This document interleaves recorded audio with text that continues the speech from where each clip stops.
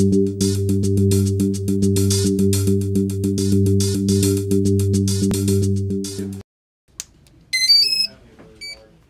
an opportunity for students from around the country to come to the laboratory and work in teams and develop real proposals for real-life problems. And many of those proposals are very realistic and very exciting and things that the laboratory may want to work on.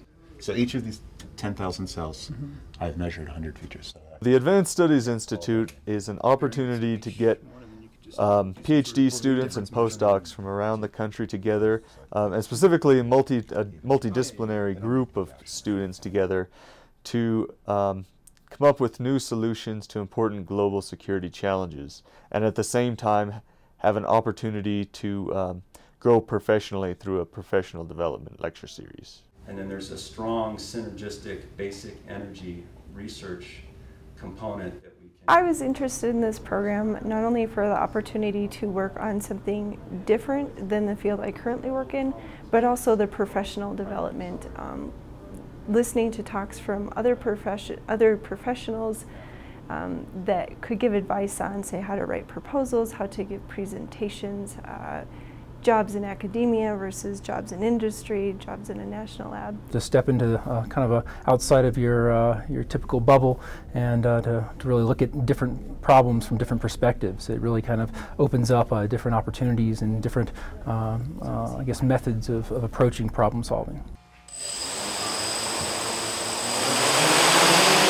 One of the unique aspects of the Advanced Studies Institute is that we basically gave students the opportunity to take their ideas and, at least at a small proof of concept level, show that their ideas may or may not work. That's the exciting science and engineering. That's what we do at this lab all the time. So now we got college students learning how to do that same thing on something as important for national security as anything that we do at the laboratory.